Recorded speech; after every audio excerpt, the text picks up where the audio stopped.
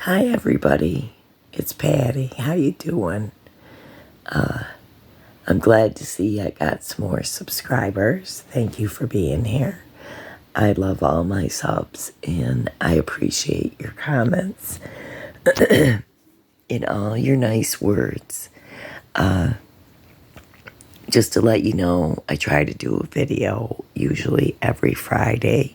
Sometimes it's Saturday and even Sunday, but usually it's by the weekend. I do a video. I just want to say that I'm very sorry. I was really shocked when I woke up and seen that Myrna from Nana's Angels had passed away. I was just watching her video that night before. And, so it was like I couldn't understand. It shocked me so bad.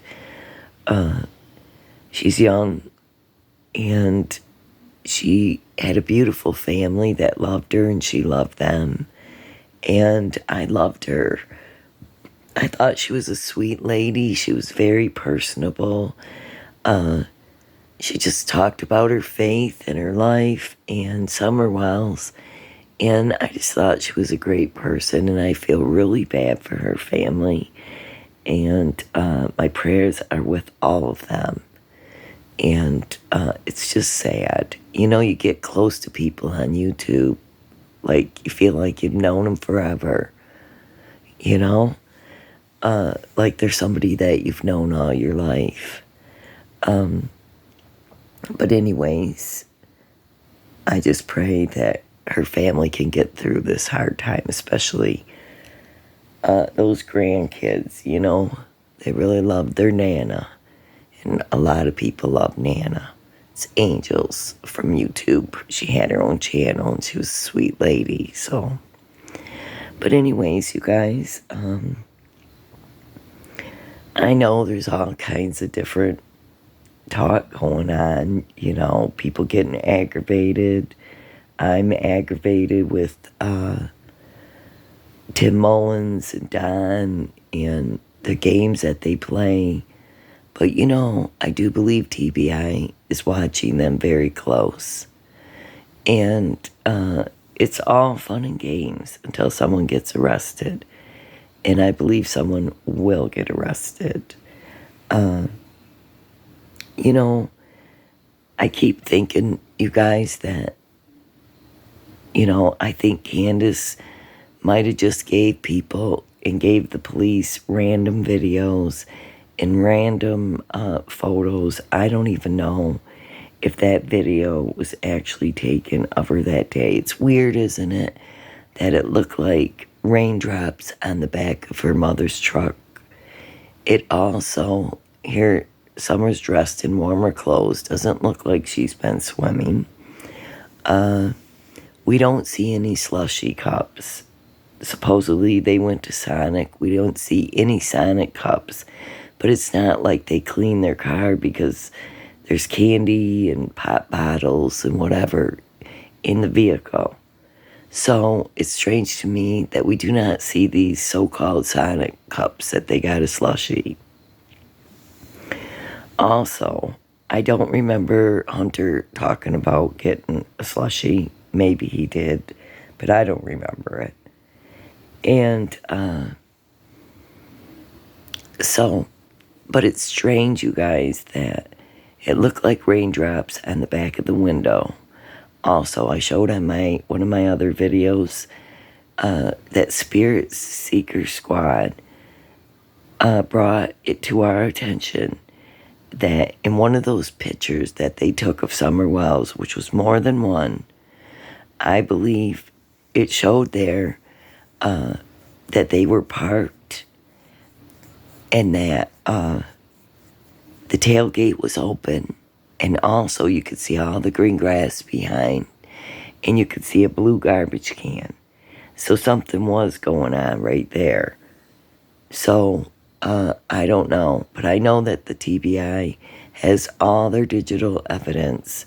They have every computer, phone, I think most of their phones. and they will not talk about the timeline, and because they don't want to mess with the integrity of the case. So isn't that interesting? You know, that they're sensitive about this timeline. So they suspect these parents just as much as I do. Now, my channel, I talk about Summer Wells and I want to talk about other missing children, but right now my focus is on Summer Wells. She's missing out of Rogersville, Tennessee. She's been missing for 2 years. She's a 5-year-old little blonde-haired, blue-eyed little girl who had very, very short head, almost shaved. She was 5 years old, about 40 pounds, and she lived on Ben Hill Road. If you have any information, please call 1-800-TBI-FINE. I also have many pictures of her on my community page. Please go there and look at what Summer's description looks like. If you have any knowledge of anything at all that happened to Summer, please let us know. Let TBI know. But anyways, you guys,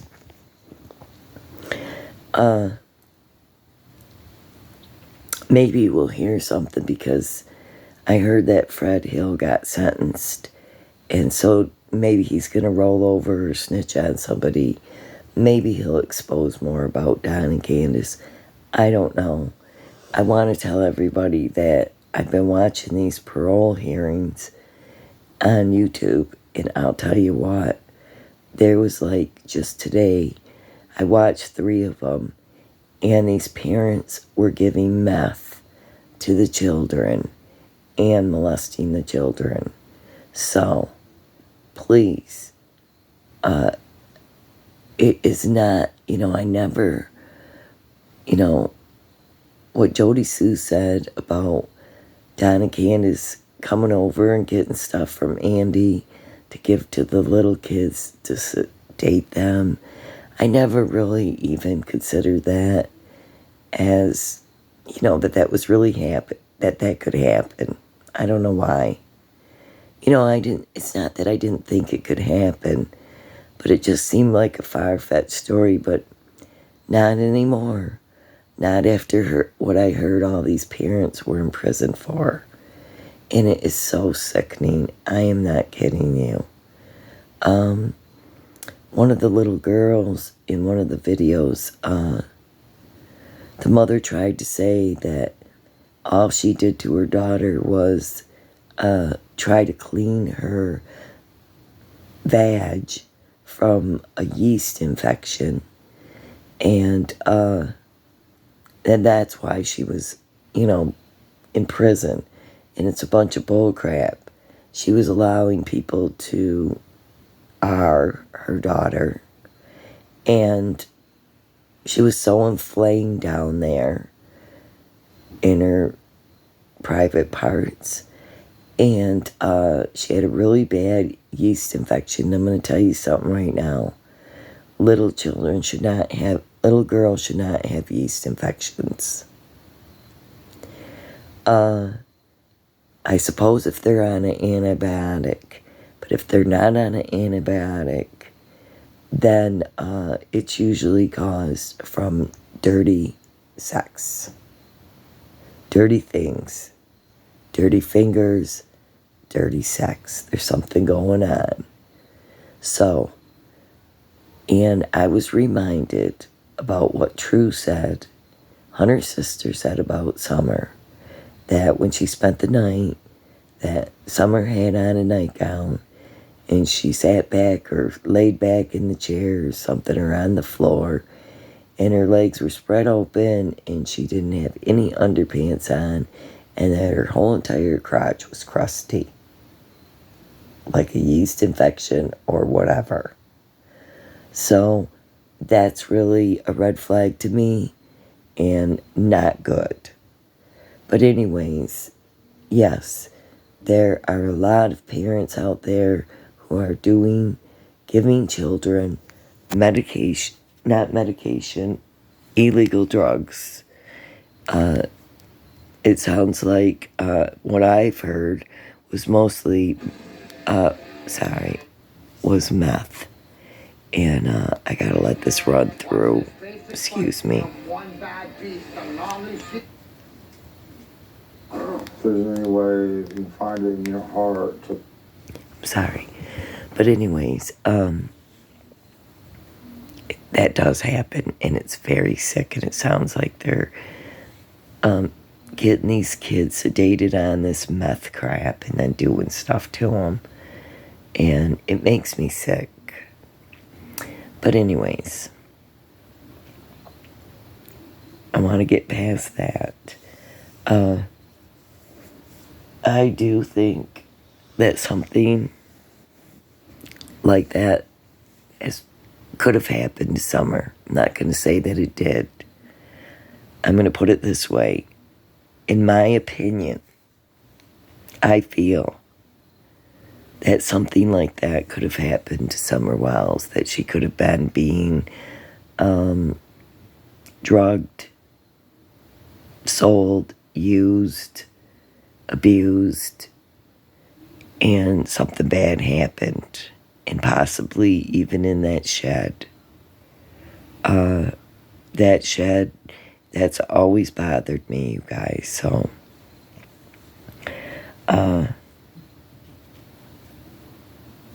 anyways, I want to talk about this video here.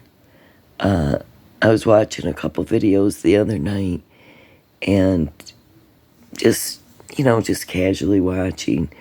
But this video from this body language analyst, this channel is called Observe. And I just want to share part of this under fair use and copyright laws. I'm not monetized. I'm not trying to take away anything from anyone, but only to reflect that this is a great video. You should watch the whole thing, and you should subscribe if you're interested in body language. But I found it very interesting what he had to say about Don and Candace Wells. But the thing is, you guys, this was from like a year ago. I don't believe he knew all the things, that has come into play since, the domestic violence, the drug and alcohol use, the essay of the sisters. I don't think he had all that info when he did this analysis, but he's just going by their face and, the facial expressions they're making and the things they're saying. But I just thought a couple things were really interesting on this, and I'd like to discuss it with you. So anyways, I don't know if I said it, but welcome to my channel. I love all my subscribers. Thank you for your comments. I have some new ones, and I'm excited, and I appreciate everyone being here. I wish I could go live. I'm not very good at it. I'm not a real exciting channel, but I do like to discuss theories and things about Summer Wells and red flags because I think they're important. And so let's talk about this for a minute. I just want to play it, and then I'm going to make some comments, okay? Now, everybody remembers this lovely, how could you forget, this interview that we've heard 9 million times of Don and Candace. It's to the point that it makes me sick almost, this interview, because it's been gone over 1 million times, and here I am. But there's just a couple things that they said in here that really bothered me, and it bothers the professionals, and it bothers police, and so that's what it bothers me.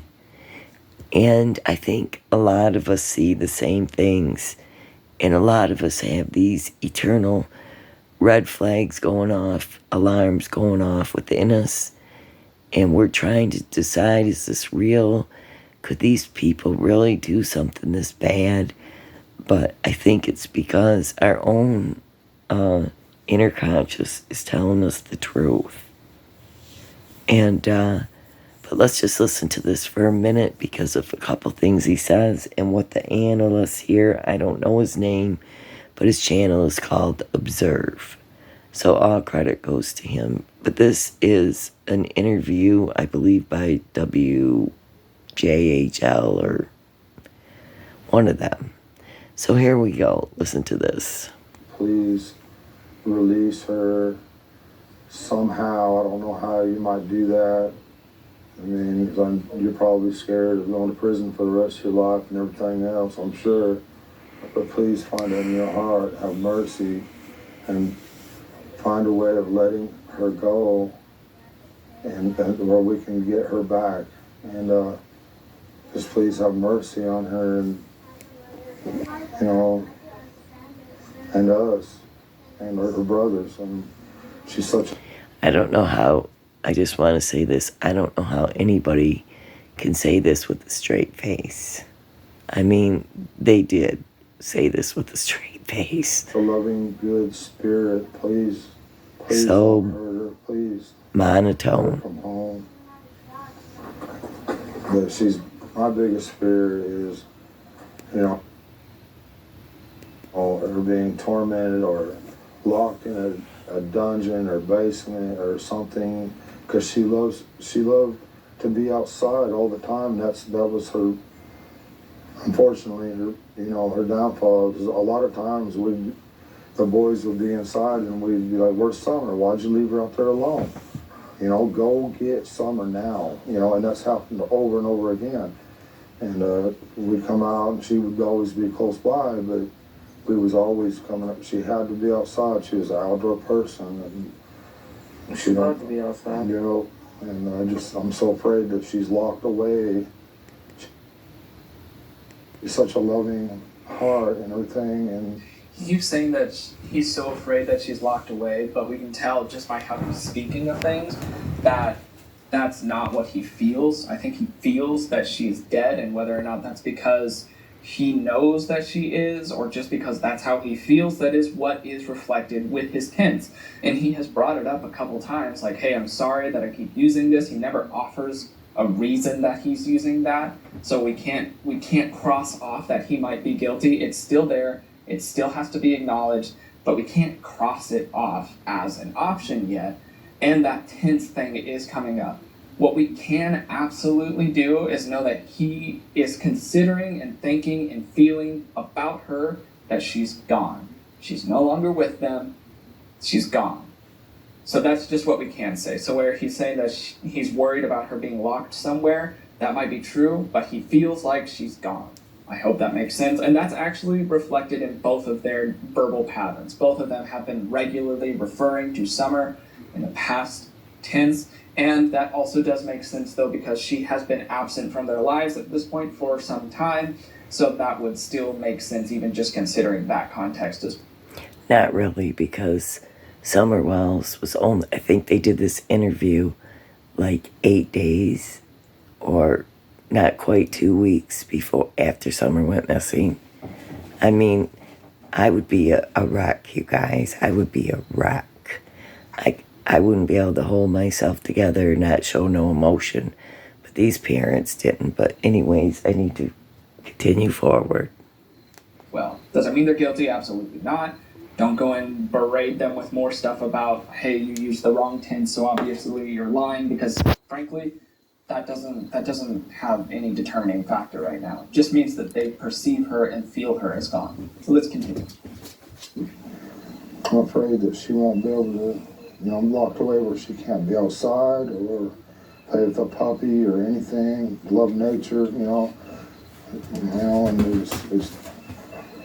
that's my greatest fear, that she's not able to do any of these things anymore, or that she can possibly, I don't want to think she's dead, but it's a possibility. I don't want to address all the negativity. I just want to focus on the positive, because it's so easy to get, lost in that. So there, Candace does check-in. That check-in that you just saw, very prevalent and obvious one, that would be more what you'd expect to see throughout the entirety of it. We didn't see any of that. And it's strange how he spent so much time focusing on her being held in captivity. And all that it is strange. It's just something that I would like to take note of, push more on, see, maybe investigate, perhaps on both sides of that coin. If he's feeling like or saying that she's in captivity, perhaps it's his subconscious being like, I know where she is, she's in captivity, I know that, and then that's why it's leaking out so consistently in his verbal patterning. Or if he's more on top of it, and these are both if he's guilty cases kind of thing, or if he's more on top of it and guilty still, he could be trying to throw out a red herring so that people are more focused to find her inside, whereas he knows she's like outside, or something like that. It's just interesting that it pops up, but I'll share my opinion in a little bit. Let's finish up the rest of this. It comes up a lot. And I think it is strange that he is just so hyper-focused on this. And I like his comment about brain leakage, that stuff's coming out. That negativity and stuff, and it's just not worth it. So I'm just, I appreciate y'all for the good things you say and your prayers. That's awesome. When my sister went missing, I was in between Arkansas and Tennessee. I don't know all of what happened or what did happen. It's a weird look. That they find her too. What happened and all, what did happen. There's nothing, I mean, she disappeared without a trace. They haven't found anything, haven't found a body, nothing, and you know. Ooh, his vocal pattern has sped up dramatically. He has been quite subdued and methodical with his words before, and then once it comes to the sister aspect, he speeds up rather rapidly. I'm not sure why that is. It is interesting that he is rushing through that specific area so quickly, but yeah, I mean, isn't that interesting? Just to add context for those of you. I thought that was very interesting, how he did speed up real fast to get through that. You know, it always makes you wonder, does he know? Does Candace know what happened to Roseby? Okay. Who don't know the situation, Candace's younger sister has also been missing without any evidence as to where she's gone. That's still an unclosed case as well. So there's two instances of people missing, all centered around Candace. It's very intriguing, all in all. Let's continue. When you see cases like that, that's why I lose hope on Summer. You know, I want to keep hope, but sometimes I lose hope. And I think, well, maybe we won't never see her again, you know. So I start thinking in past tense, sorry. But I'm trying to keep hope up. I'm trying to keep my prayers up and all that. Okay, so that's what I was able to track down of that interview there. Like I said, everybody has seen it, everybody's talking about it, so I figured I'd go ahead and address it. And once again, as he even brought up there, that act of losing hope and bringing light to losing hope almost adds credibility to Don's side in that it admits a crack. It admits a flaw in his character and his feelings about the situation. If he were guilty, the biggest goal for a person who's guilty is to be perceived as completely not guilty. They don't want any eyes on them for any reason because it would seem suspicious, and if they're guilty, suspicion is the last thing you want. Think about any of the other people who have done terrible things and have sat down in interviews or interrogations, and pay attention to whether or not they accept any form of crack in their storyline, their emotional perception, anything about them. They regularly will try to become the most overtly pure and innocent person that could ever be perceived. So for Don to be able to say, honestly, there have been... Yeah. But anyways, I just want, I thought that was really, really strange. Not strange, but I thought it was interesting that this guy picked up on that right away. That he really is super focused on her being in a dungeon, about Summer being locked away. You know what else I found was interesting about this video?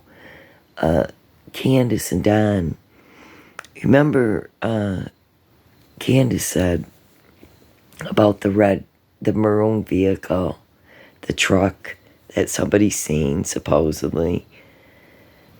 She said, what? If you're not a suspect, why don't you come and say what you seen? Tell us what you seen. Say what you seen. You know what? I just thought it was a real strange use of words. She wants to know what they seen. And to me, that was the perfect opportunity for Candace to get on the news and say, if you stole my daughter, if you have a red truck, please bring her back. Please, someone bring my daughter back. Whatever. But she didn't do that. She said, why don't you say what you seen? And Don said, it's kind of elusive. I think it's kind of elusive, this red truck. So I think that it made him nervous. Go back and watch that. I think it made him nervous that that somebody might have seen something. That's how it made me feel anyways. So now I want to just talk about this other video for a minute. And let's see. Oh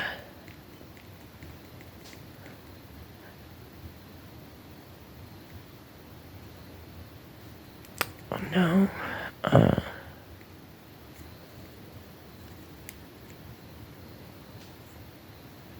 Sorry about this. I gotta just go down here and find it.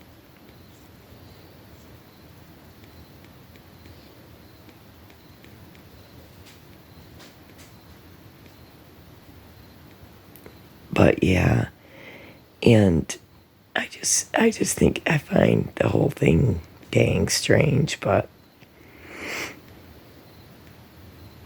there's so many red flags that who can count them, right? But well, we probably could count them. I watched so many videos. I'm trying to look through my history to find the video I just watched a few minutes ago. Oh, I think I'll go over here. Go back up.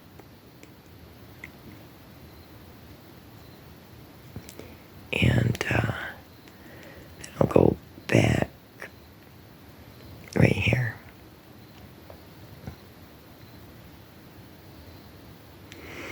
Let me see if this is it.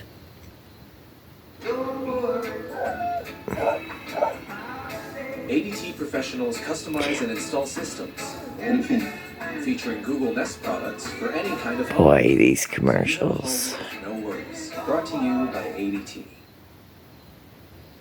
Faster as possible.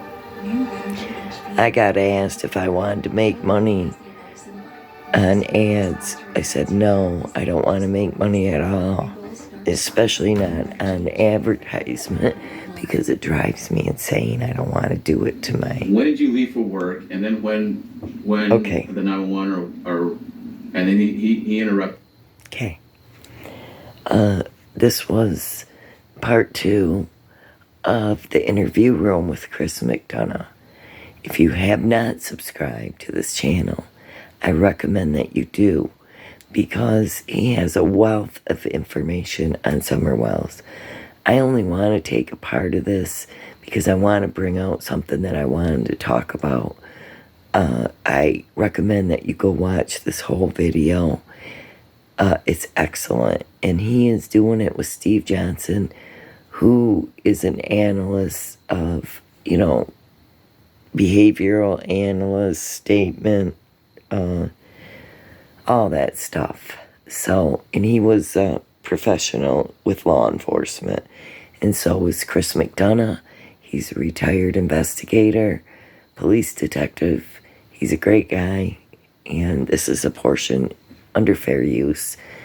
I'm just going to show you a part of his video here and discuss it, okay? So listen to this when Don talks about waking up in the morning. And he said, I left early that morning. Okay, so he answered your question. And then, after answering your question, he added this, which in context has nothing to do with the question that you asked. He said, Summer was by my side. Just listen. And I left for work. Why? So what my team and I asked was, why would he include Summer was by my side and I left for work, instead of saying I left early that morning at whatever time it was, and then be done with it? He answered the question, but his brain went somewhere else. You focused him on that morning, and so he told you not only that he left answering the question, but his mind has now gone back to the most important thing. Summer was by my side and I left for work. Now, the argument is that, well, we're talking about Summer. Summer's the one that's gone. And so he's remembering that Summer was there by his side. That's a good thing. That's a good thing for a parent to remember. The problem is that there's an indication here when he says I left for work, instead of saying I went to work, his brain has paused there at the point of departure, which is his home. Summer was by my side. There's missing information there. That's what that indicates. His brain paused. Instead of moving forward to work, his brain paused right there. And so now what I want to know is, okay, is this critical information, or is it just that he's sentimental about Summer? And by the way, there hasn't been any sentiment about Summer. His emotions have not risen to that level that we would expect of a parent. And in fact, it's kind of been the opposite. He's focused more on his own emotion than emotion about Summer. And so I'm on high alert now. So now I know I have missing information that's related to Summer being in bed with him. And I know that it's bad because it's from what's going to come next. You ask him, tell me about Summer being by your side. And he says, well, she slept next to me. So I know that this missing information is related to Summer being in bed with him. Okay, and I'll come back to that. Now he says, and now you know, and now you know I worked all day. And I called her at some point, I guess, when she was in Walgreens. I said, well, what are you doing? She said something about taking them up to the lake. So, okay, he's giving you details of his day. This is extra information. That's Candace. He's calling Candace. That's Candace. Right. And why is he adding this in here? Well, here it comes. She says something about taking them up to the, well, then I thought, hell, I might as well just work late. Because there's a reason why, there's no point in me going home. And he gives another reason why. Well, he doubles up on this. They're out doing their thing, that's why. And when they do that, they give you a reason for doing something that you didn't ask him about. That he's now told me that this is a sensitive area to him. Now I'm on high alert as to why he wants to create this alibi that he was at work. And I want to know now, was he at work all day? Did he leave work early? Did he work late? I want to know. This needs to be verified for me, because there's something sensitive about that, about working late. He just pointed it out. So that might come up later on, that he might answer the question for me, but I know that there's sensitivity. He's creating this, he wants to make sure that you knew that he was at work all that day. And so we'll pick that up a little bit more coming up. Okay, interesting. Yeah. And remember we talked about, he would probably be adapting day to day, especially after the last video we just did. Yeah. Well, he has. He's found some outlets, and he's adapting correctly. But I'm paying attention, and we'll just keep staying as we stay. And what other is interesting thing here? So I had a theory, and it's just a theory, right? Hold on. Comes back, and that's why he took the red. So anyway, let's keep moving. And by the way, for the folks that have been asking, I feel great. I had my second shot. I'm looking good. So get vaccinated. All right, here we go. You ready? Let's go. All right, bud. You said Summer was by your side. What does that mean? She was asleep by my side when I woke up. Okay, got it. And what time was that approximately? I'd say about 7, Okay, maybe earlier, 6:30 or 7, somewhere in there. okay. And Yeah, she had to be by me. She just had to be by me. that's her personality. Yeah. No. Yeah, she loves me to death. I could say just one harsh word to her and she would break down. I'd have to apologize for it to her 10 times over. Right. Hold up, Chris. All right. All right. I know where you're headed, but it's gotta, it is what it is. So this is disturbing. So this ties into that missing information that I said is related to Summer being in bed by his side before he left for work. Okay, he's left out information. Now he says she was asleep by my side when I woke up. He put timing in there, and it infers that she was by his side at other times, prior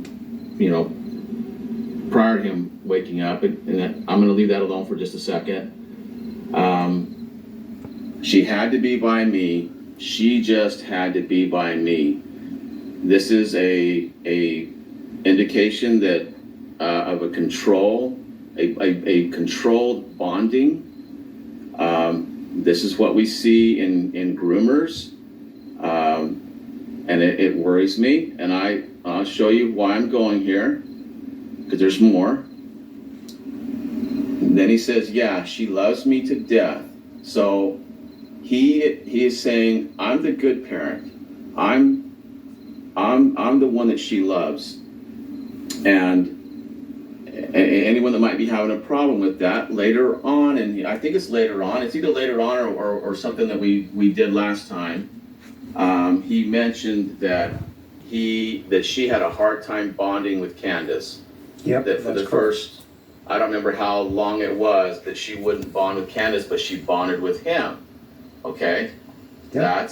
That's typical. That fits the profile of a groomer, and a groomer will then, with a spouse or significant other, they often use them as well, and they'll shame them. They use the shaming technique and everything, and it gets a little deep, but this fits the profile.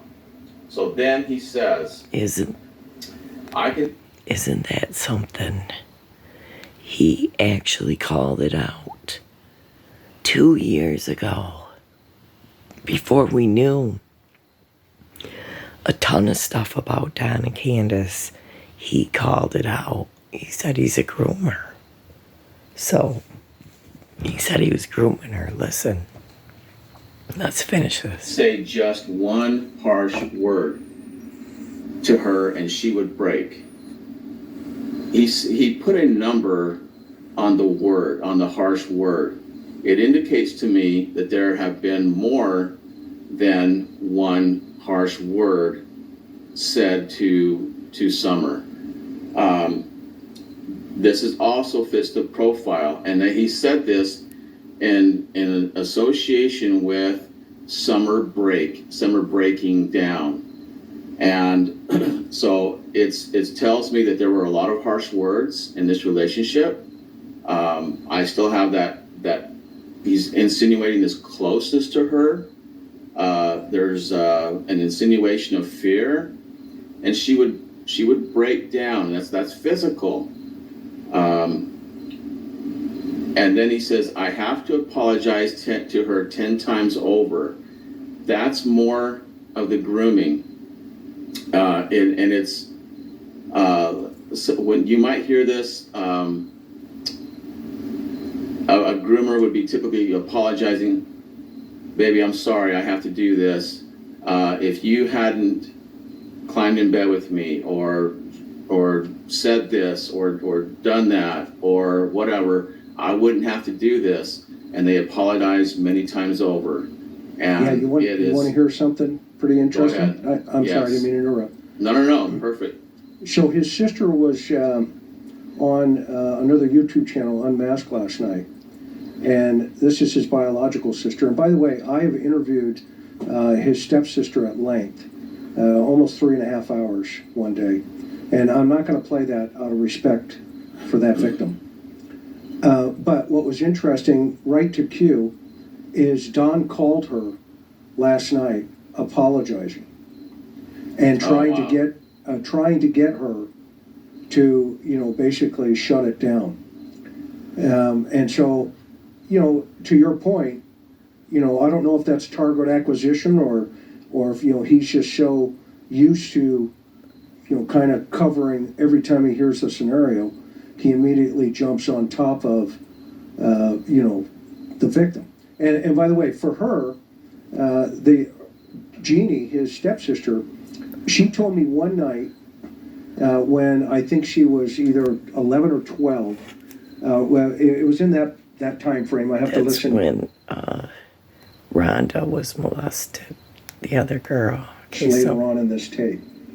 Okay, and so please watch this we'll whole get thing. into that later on because I'm going to do a whole show on grooming and that problem, and we'll do that going down the line here. But I don't want to break up your train of thought, Steve. So I apologize. So No, that's perfect. In fact, you said that at the perfect time because that's pretty much what I was going to say about that. This is just a fits the groomer profile. They break their victims down and they create this bond with them, and that's what he had. And from an early age, he started creating this bond with Summer, and so he says that. Did we already say it? I don't remember. Maybe it's coming up. That Summer's been sleeping in his beds from day one. That's coming up. So I'm gonna go back up here and play it through that. You tell me when to stop again, bud. Sounds good. All right, let me get it. Yeah, she loves me to death. I could say just one harsh word to her and she would break down. I'd have to apologize to her 10 times. Now, the fact that he has an emphasis on the word break, does that mean anything to you? It does or to me. anything? Yeah. Number one, it's he's trying to convince. It's like if he was handwriting this, it's like putting that a capital at the word break or putting it all in caps. It doesn't matter if it's all in caps or he just puts the B in cap where it doesn't belong. He's emphasizing it. And there's a couple things going on there. It's a convincing thing that she would break down. He's trying to convince that it's because he said a harsh word to her. But out of all the things that he could say, he chose that word break. Why didn't he just say she would start crying? Something like that. He chose the word break. And that's called brain leakage. The brain will reach out and it'll pick out words that's associated with other thoughts going on at that time in his brain. He's making the statement based on everything that he has going on in his head at the same time. And it will pick words that correlate with all these different things that are going on. They're all in these little rooms in his head, and it'll pick out a word that correlates to all of them. And that's one of those. That's how we see that. We call it brain leakage. So, yeah, significant. I always highlight words like that: break, hit, anything like that. Okay, and I think Mary is his stepsister. I think I may have misspoken there as I think about it. So, but Jeannie is his stepsister as well. So, and by the way, as a guy who's done this for a couple of weekends, I have no reason. And by the way, I also want to be sensitive to some of you folks out there who are listening. Forgive us if this is tough for you. I understand, and so I want to be considerate of your feelings in the chat as well. I know this is very difficult to listen to, so I just want to give you a heads up. If it is too difficult, please come back, watch it at another time or not. It's completely up to you. But I just also want to be sensitive to, this is a very difficult essay conversation here. So, and I would believe you as well, just for the record. So I'm going to keep moving. Okay, Steve? Let's do it. Okay. It's over. Right. I mean, that just kills me that she's gone. It just literally. Her room was right next door. Hold up, Chris. Yep. Before we move on, this is just a short little comment here, but this is a convincing statement right here. I mean, it just kills me that she's gone, and that wasn't strong enough that he had to add in that word literally. There's an old adage that words that end in ly are a lie, and that's certainly not always the case, but we find that is true in a lot of different scenarios. And for me personally, when they add in these qualifying words like literally, he's convincing. It wasn't strong enough to just say, it just kills me that she's gone. He had to convince us by saying literally. And so for me, the credibility of that, the commitment to that, just came down several notches. So How about where he says, I loved her to death? Yeah, I always worry about that kind of stuff. He says, because we have a lot of this death. It just kills me. It worries me to death. Or he said the death, I don't know how many times up to this point, but I always worry about those, and I always highlight those because it definitely tells me that is on his mind. And it's very similar to, I know we're not doing Candace's statement, but in that media statement that she gave, she said she's trying to say how much, it bothers her that Summer's gone, and she said, it just smothers me. I'm like, where in the world did that come from? How did she pick that word out? Smothers me. And I was on high alert right then when I heard that. That is one of those words that a parent just wouldn't use when you're talking about your 5-year-old daughter being gone. So anyway, definitely those are words that give the thought process away. Okay, here we go. Yeah, and we tried to make her sleep in her own bed, and she'd come to me with big tears in her eyes and say, but Daddy, I want to sleep with you. Yeah. I want to be with you. I couldn't say no. I just couldn't. And how long has she been doing that? You can't pass this up. No, I'm not. This is more of the sex abuse. This adds to the mountain of evidence that we're starting to build here. That he's building it. We're not. He's building it. Say SA. Just say SA for our viewers, because there are rules in YouTube. So right on. Be careful. Yep. Sounds good. So he says she'd come to me. Okay, so he says we've tried and tried to make her sleep in her own bed, and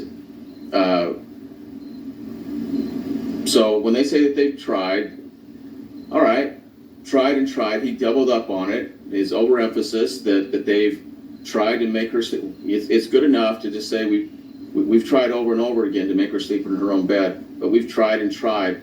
It takes away from it. And then he says, and she'd come to me.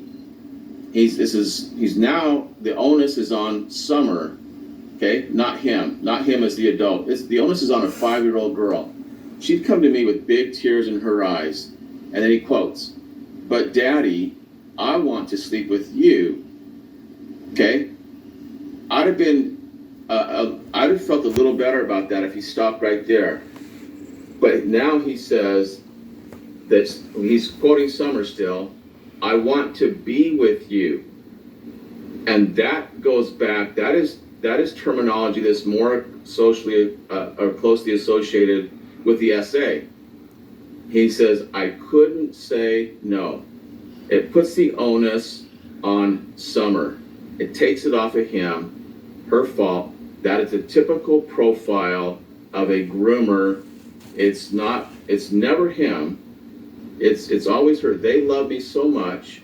And it, by the way, it's a sick, twisted love in Jeannie their came mind, on but to that's the way him they at see 5. it, Yeah. that it's a love affair, and it's all on them, and that he just couldn't say no.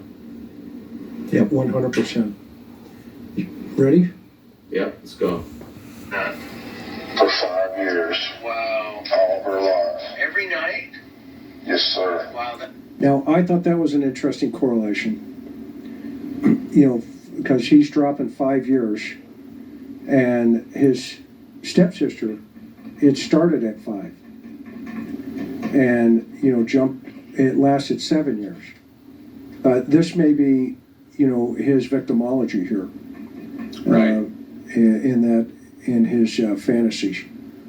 So Absolutely. I qualified him by saying, well, that's a bond. You know. Yeah. That's and a bond. Yes. Go ahead. Yeah, and he bought it. And, you know, I knew what you're doing there. I know what's probably going through your mind. You're probably thinking, wow, this dude's pretty sick. But you did the right thing, and you kept you kept the integrity of the conversation, and you said that's a bond. And you're right, it is a bond. It was a bond. It's just a sick bond.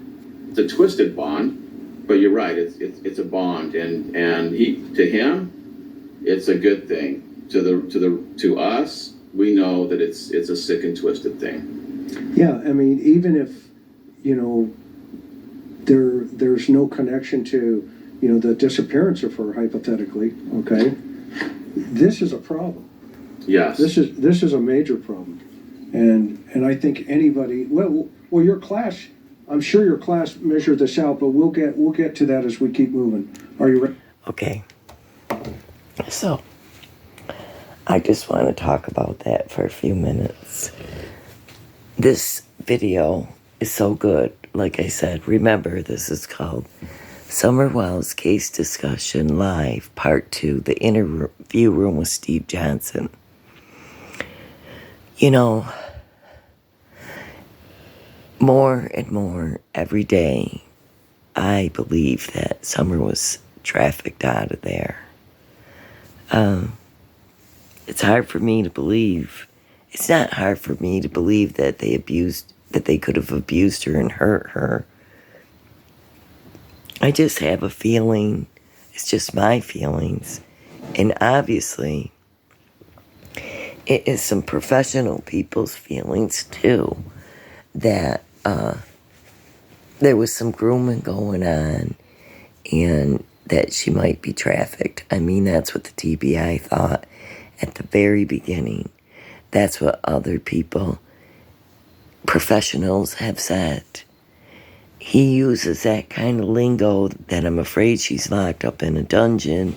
He's the one that introduced Don, is the one that introduced trafficking into this case. And I believe that it has something to do with that. I think that Summer was being used. If you go back and you watch this whole video, because I don't have time for this video to go on much longer with I've already gone on quite a while showing you this. But the thing is, you guys, he talks about the shed and how it's very concerning to him, to Steve, the way that he ran right down to that shed. And he thinks that something could have been going on down there, like a lot of other people have thought and mentioned. So, I don't know, it just really bothers me that, you know, the more that I hear, the more that I see in other cases, all the similarities, all the red flags, I feel like Summer Wells was neglected, abused, SA'd, perhaps lent out, or sold out to someone. And I think that this has everything to do with Child Protective Services, that they were afraid that they were going to get caught.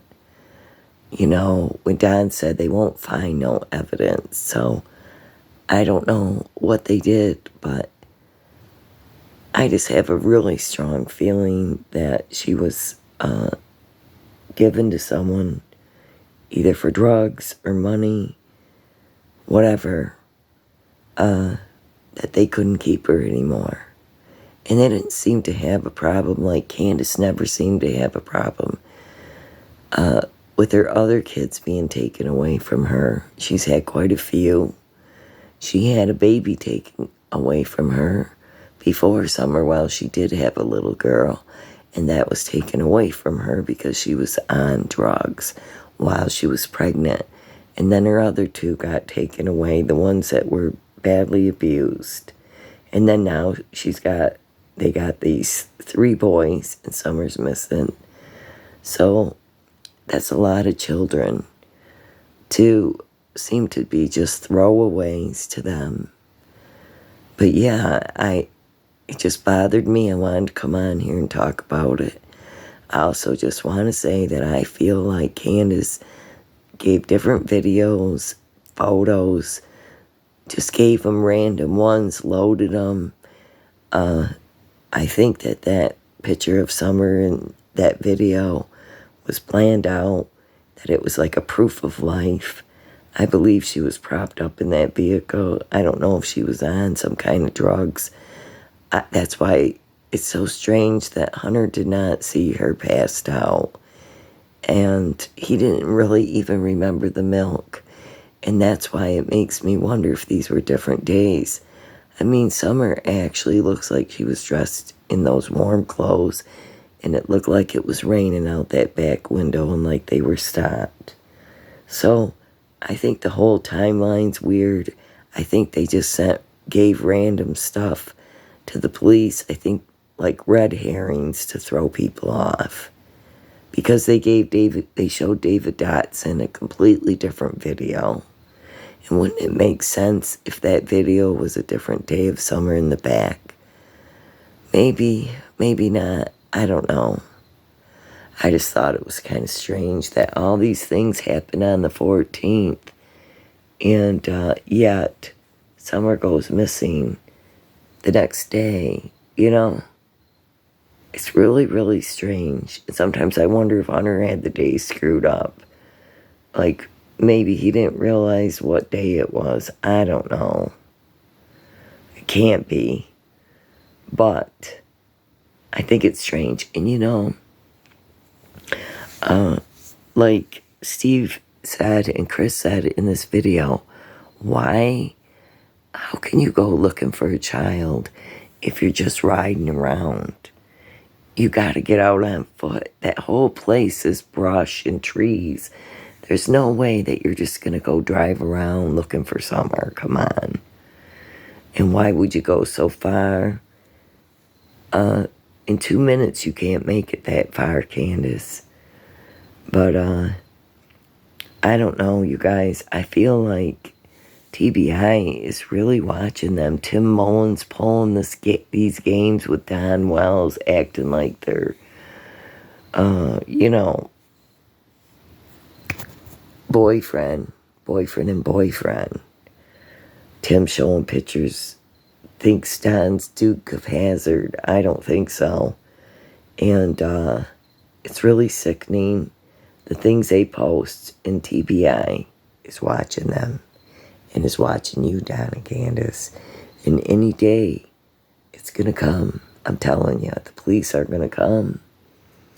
And I don't know, bad boy, what you going to do when they come for you, huh? What are you going to do, Don and Candace?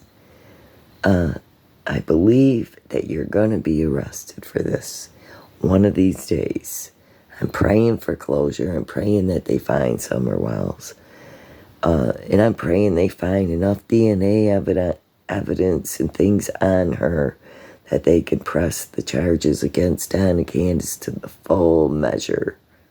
It's just sickening because there's too many children being abused, too many children being murdered, too many, because parents want to do drugs.